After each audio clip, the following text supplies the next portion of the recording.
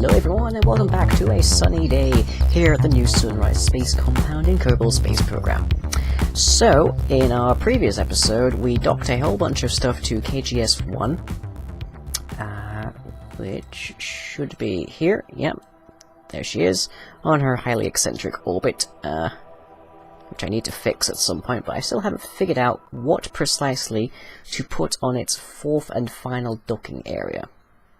At its peak. We currently have crew compartments with Melwyn and Kerbals there, and we also happen to have our conversion area, and we have our power supply, our massive power plant. In hindsight, this place is horribly designed, but it's functional, and that's more or less all we need. I haven't gotten any keyfane out to this thing yet, because whilst I was working on that, I set up KLS-1 here, which is our Kerbin low stationary, our Kerbin low station, low, which is say it's in low Kerbal orbit. It's actually at 200,000 meters, which is a bit above what is typically considered to be low Kerbal orbit. It has 8 shielded docking ports. It has a fair bit of power, but not as much as KGS-1. And I've also been fueling it. I've actually only been fueling it by shooting temporary rockets up here that I've just loaded with fuel. I don't have a resource yet for a craft that I can load with fuel, send it up, bring it back down, load it up again, which would be lovely, but does not yet exist, for me at least. There's a bunch of people who have done a bunch of designs, and I've been working on a few of my own with moderate success. I've sort of given up on the space plane version. I've been going with VTOLs, and those are having a lot more promise. There's a couple of guys around. One of them is Meticulous Mitch, who made the Sabo jets, which are very finicky, and then there's Cupcakes Landers on YouTube. You can check him out as well. He's made a bunch of really cool lifters and VTOLs and stuff.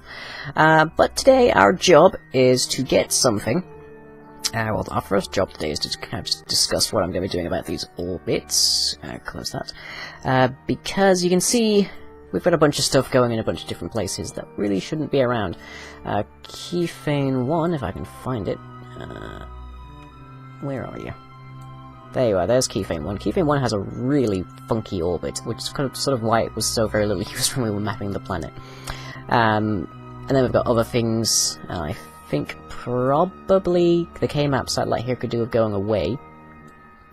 But I've made some determinations, I should say, on the way that the space is held, the orbits of Iron Earth are handled by NASA these days, is that there are two sort of sections. There is the graveyard orbit and there is the active orbit, or the operating orbit. Generally speaking, the closer you are to Earth, the more likely you are to be in an operating orbit, and the further away is when you're in a graveyard orbit, which is to say, when you have outlived your usefulness and you are being shoved out of the way for someone else. That doesn't quite work in Kerbal Space Program, partly because it makes you have more clutter the further away from your planet, and it also means you have more entities active, which lags your game quite a bit. So I have determined that 100,000 or so inwards is our graveyard orbit. Anything in there that's finished its purpose has to be heavily inclined, so it's sort of just the way that the K-map satellite here is, because everything else will be on equatorial, so there'll only be 2 parts of possible crossing, meaning less chance we'll hit something when we're launching. And if they can get into re-entry and destroy themselves, all the better. So that's what our graveyard orbit is. And our operating orbit is 200,000 meters. Or 200 kilometers, whatever you call it. Ideally equatorial.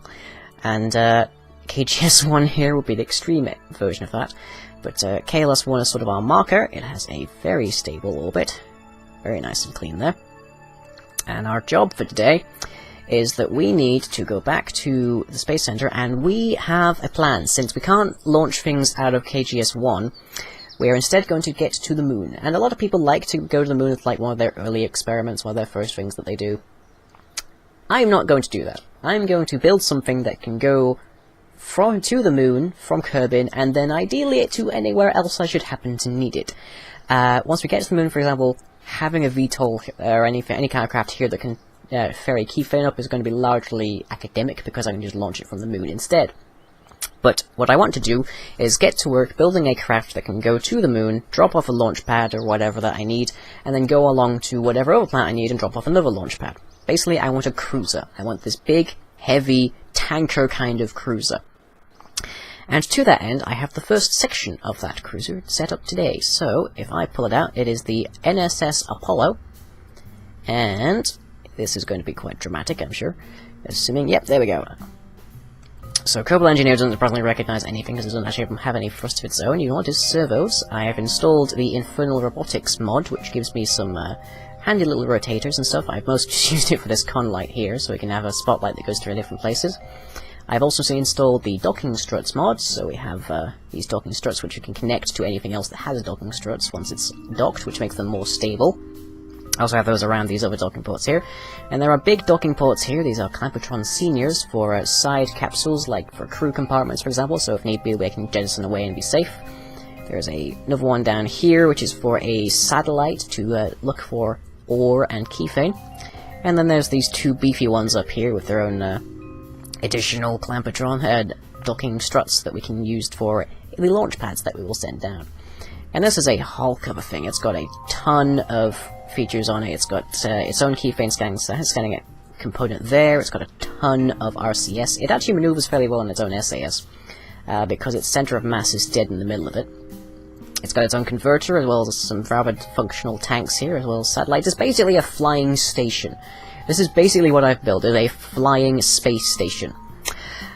Let's get that out of the way, and we can see how heavy this thing is just by attaching a little dinky thruster to it temporarily. So let's stick that there. And this thing weighs 25.7 tons. Bearing in mind, this is before it has its engines on it. So that's the bulk of the bulk of the mass already. Costs 68,770, although quite what that is we don't know, and how much that'll have a problem with. And it also has a little bit of liquid fuel and stuff on it, but that's not really a big issue, because that'll be the main purview of the engine section. So what we need to do today is get this thing into a reasonable orbit. So let us load a orbit. There we are. That should do the trick. Now that is a big beefy thing, isn't it? Okay, so those are the regular Clampotrons. Now, why aren't you wanting to connect there exactly? Because one of your numbers says it can't fit. For some very unknown reason, one of your numbers says it can't fit. Okay, well that's fine. We'll just stick these on manually. Of course, then it works perfectly normally. No problem, there's. Very strange, but oh well. Okay, and then we need a quad adapter. And we need to maneuver this into place. This thing is a little off-center in the VAB, because I was a bit of a dingus when I made it.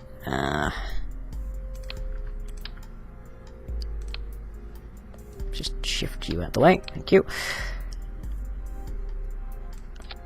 Nope, one more step. Perfect, okay. And then we plug that on the bottom, and that gives us our launch stage. So, here's hoping this works, because I'm not 100% certain. And launch. Okay, so resources up, SAS, for the love of God, on. And let's move those servo controls, and oh god, this thing is tipping over. Yep. Yep.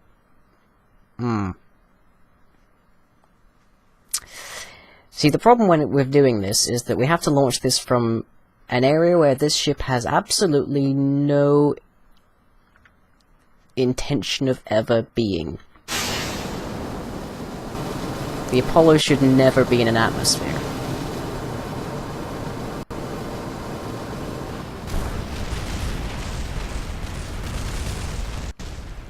Because if it is in an atmosphere, there's no way in hell it's landing safely. So, let's revert that to the vehicle assembly, and let's see if we can't make this thing a bit more stable. Quad adapter. Okay, that might work better. Not likely, but let's give it a shot. Half of Kerbal Space Program is just sticking things to other things and hoping that they work. But yeah, as I say, the Apollo command module by itself, at least in testing, has been extremely maneuverable. Slight problem being that that doesn't matter too much when you're in an atmosphere. Because at that point you have gravity operating on you, and then you have bigger issues, namely that you're a big, massive thing with an extreme love of falling over. So let's see. We're staying a bit more stable now. I've also turned the RCS on, which is burning through that bit. Let's give this a shot. Okay, the RCS is doing its job. We're staying fairly stable.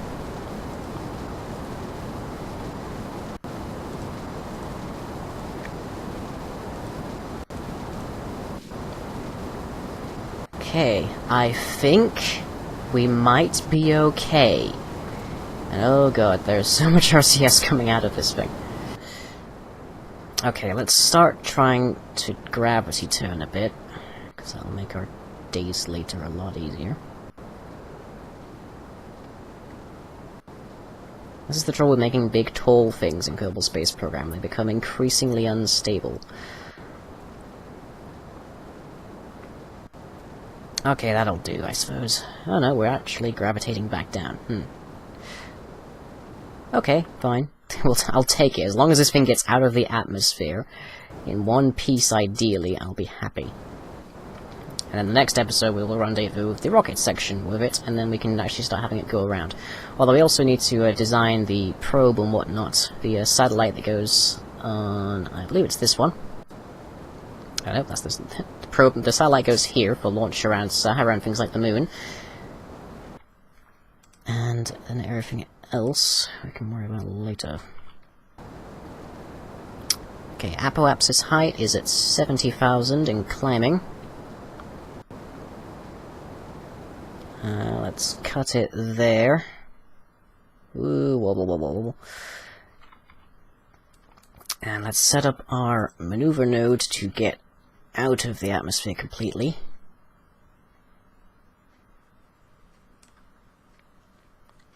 Okay, well that's way excessive, but that's fine by us. And while I'm here, let me just right-click this and hide the GUI of that. We actually still have quite a lot of... actually, looking by it, our maneuver node is telling us that to get to our 200 orbit, we're going to require more or less all of the delta V in our next stage. Oh boy. This thing is not stable when it has something glued to the end of it like this. It's probably because all the mass is in here, so it's worrying about that more or less. But as I say, this section here is 23 tons, so you can imagine it's kind of wobbly when you have something much lighter that's trying to push it, even if it is pushing through the center of mass. Okay, well we are out of the atmosphere, which means this thing now gets to be completely stable. As I say, this is not ever meant to be in the atmosphere. It's not meant to ever land on planets. Once it's in space, it's supposed to stay there. And in the event of emergency, these things are supposed to eject for the crew, so... but anyways, let's rotate it a little bit. Yeah, very, very stable now. Doesn't even care. And let's see if we can't fine-tune this maneuver, since we have another few seconds. 204 is nice. Okay, can we get it on a more equatorial orbit?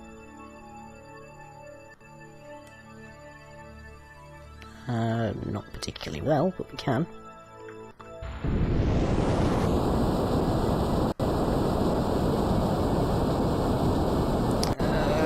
This thing is not liking that at all.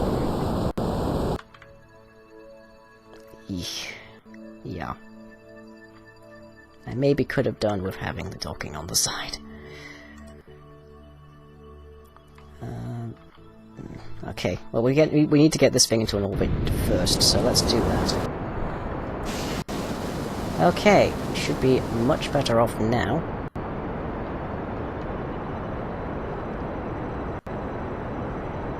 I just need to ignore that, because that'll just decouple the actual rocket section, and I think we've screwed up. I think we may have screwed up a bit. Oh dear, yeah, I think we've screwed up because we waited too long on that. I didn't even quick save. And yeah, we are now diving back into the atmosphere. Ah, dear, dear, dear. Okay, let's redo this. I'm going to get this in orbit before I finish this episode, I swear. So, let's see if we can at least get this into a low orbit. Okay, we'll call that then. Maneuver. Burn prograde.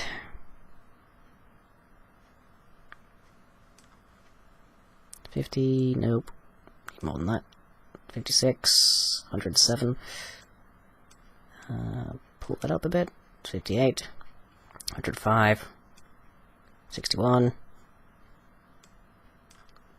63, 101. We'll call that.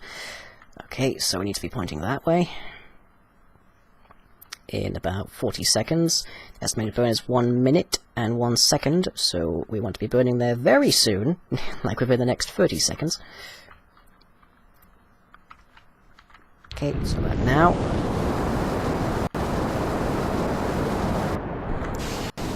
Okay, we should be... we'll come with that, we should be a little more stable. Okay, get back to that point, please. I don't want you falling into the atmosphere. Again. Okay, there we go. It's right where we need to be. How are we doing? I'm not sure what type of engines are these. These are LVT-30s, huh? 3 of them, which is actually kind of rather fitting. Since we're in the since we're out of the atmosphere, let's get our solar panels up so we can maintain a charge. And oh god, we've gone through like half of our monopropellant just trying to get that thing orderly. Figures. Jeez, we still got a lot more time here.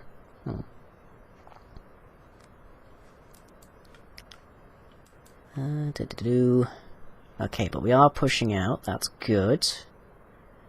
Rapidly running out of fuel, but we are pushing out. And we've still got plenty of delta V. In fact, we have 3 times the delta V that we need to actually complete this. Good. Ostensibly. Okay, come on. Finish it up, finish it up. Okay, we're rounding, that's good. Rising, perfect.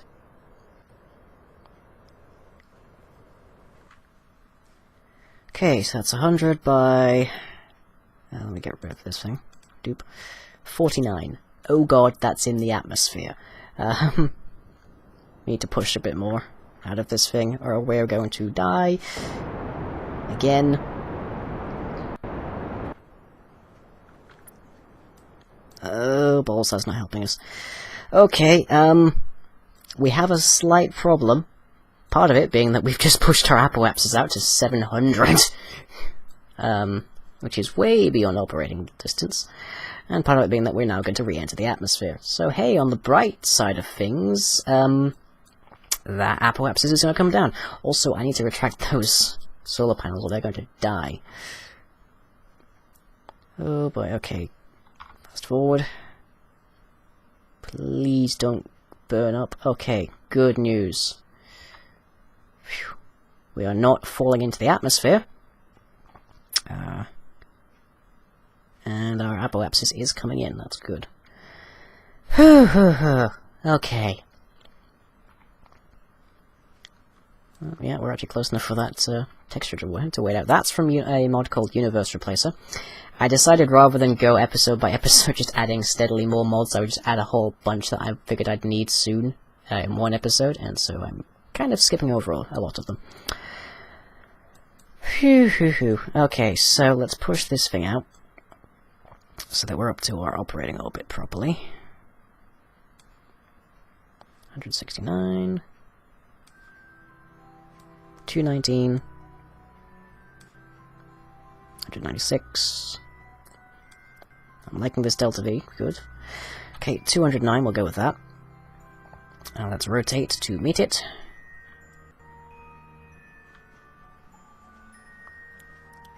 Yeah, this thing is wobbly when it's got massively disproportionate thrust. The weight is probably still heavily over into this side, which is probably why it's going crazy.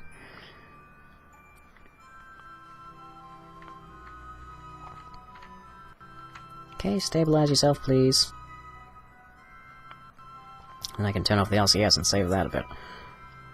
In testing, actually, once this thing got out to KGS's orbit, KGS's intentioned orbit of geostationary, it actually had enough RCS fuel on it to reach an orbit around the moon. So, this command module alone can go a fair distance. But it needs to actually be in orbit first. Okay, so that is in 24 and a bit minutes. I don't know why it's wobbling as I'm doing it under time dilation. Oh boy, and then we'll have to add another one to get that in, but that shouldn't be too high. Although this is taking up half of our Delta V already, so who knows. Okay, we are coming in on our burn here. Episode's running a little bit long. I don't know, I might speed up some parts of it like the last time, but we shall see. Okay, we're into 10 seconds now, so let's just start that burn. We can see our periaps is going up nicely. Okay, 100. Climbing still. 150, 170, 180, 190, 200. Perfect.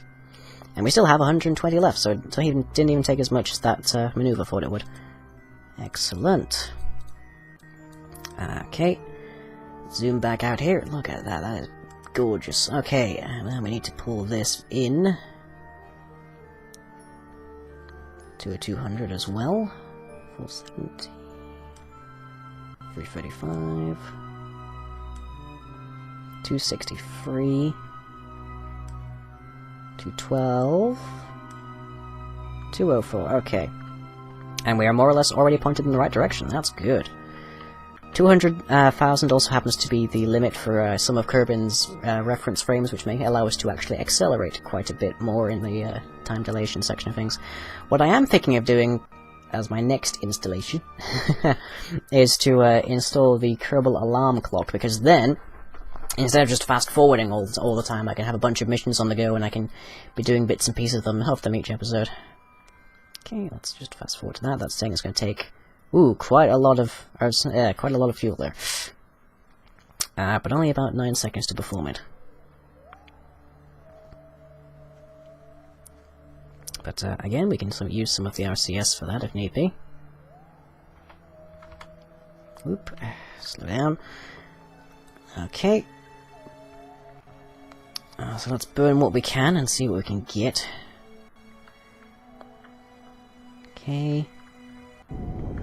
Thrusting up now.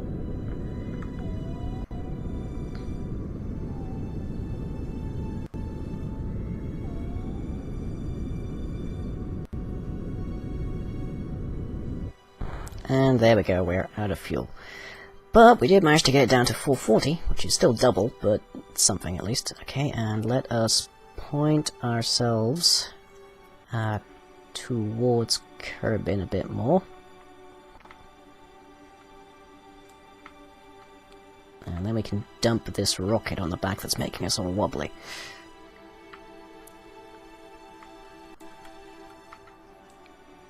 So to do that, we just need to detach this section, if possible, decouple. Okay. And that is floating away quite happily, lovely. And now we need to point back towards that node and start using our RCS. And see what we can get. Okay, so we're back there. And thrust towards it. You can see that is going down nicely over time. And as we keep doing that, our apoapsis height is going down as well. I don't know if we've got enough to cover 200 kilometers here, but we'll see. We are certainly going to try. This would be easier if I'd done it way back when, but oh well. And we'll keep that maneuver up just to see as this drops. Okay, we're below 400 now. And we still have a fair bit of RCS left, actually, so we should be able to manage this, I think. Yeah, I can just see it coming in.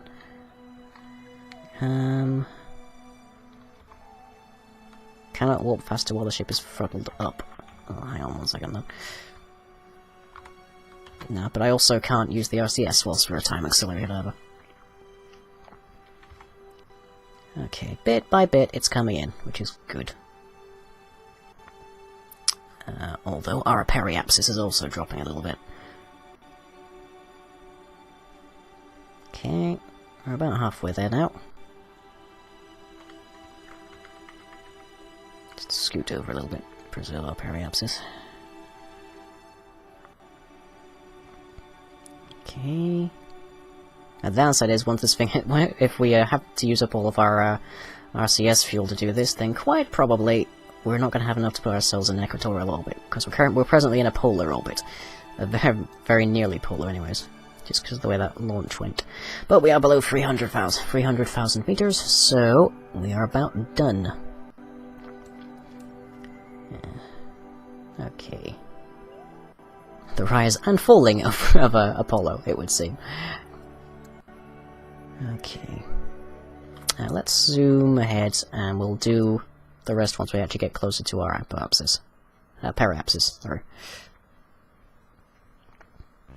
And there is the command module probe that's left of our launch stage. And because we got a similar orbit to the KLS-1 here, we can actually intercept it on a few occasions. Hopefully not in a collision. Okay, stop there. And we come back here, and we do that again.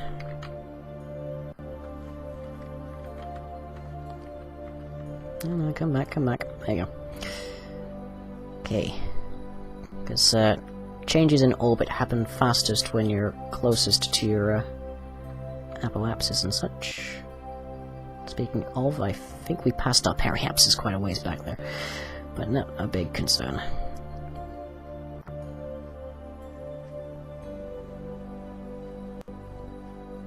Okay. And the closer we can bring this into a round and even number, the better. It's nearly in perfectly there.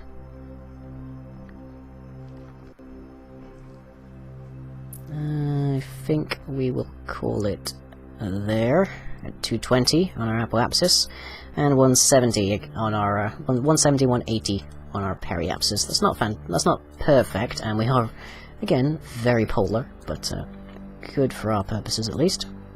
Let's turn off the RCS and let's open up our wings. Which also has as a little tip, if you get very annoyed of these couple attachment system pieces doing things when you push number buttons for your action groups, pushing the button I have bound to open up all of these solar panels is also the one to disable key control on all of these. So these should never be able to do that. Perfect. Okay, and yeah, now we are very controllable, aren't we? Good little Apollo. Okay. So let's aim upwards. Get a look at it. Yeah. Of course, this has no crew in it right now. It's purely being controlled by this remote guidance unit. Completely robotic in the event of an emergency. Okay, and let's get you back to your rotation. There you are, aren't you pretty? Okay, so let's turn the lights on. Yeah, I did this during the daytime, so this would be easier to see, but there's it with the lights on. I could turn this survey unit on. I could start doing stuff with these widgets, but there wouldn't be much point. But what else I can do is I can show the GUI for the servos. I can show you this spotlight running around. Just up those to 2, and yeah, it rotates quite happily. And it'll even change its pitch quite happily as well.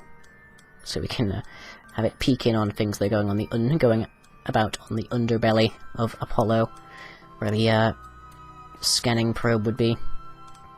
Just get rid of those for now. And it'll also figure out what the cheapest route is back home. Not much, I admit. There's a lot more you can do with these kind of pieces, and they do scale up quite a bit. This piece, for example, is called a docking washer, which allows you to rotate docking ports and such. But I haven't used it for that in this case. It's possible, it's probable that the launchpad section's going to use it a lot more thoroughly. But meanwhile, this is the command module of the NSS Apollo, the first planetary cruiser of the New Sunrise Incorporation. So, with that in mind, I shall see you all next time. If you enjoyed this video, be sure to leave a like and or favorite. Follow me on Twitter and subscribe to be notified of future updates. You can also check out the website where most other content is uploaded. That's all for now, catch you later.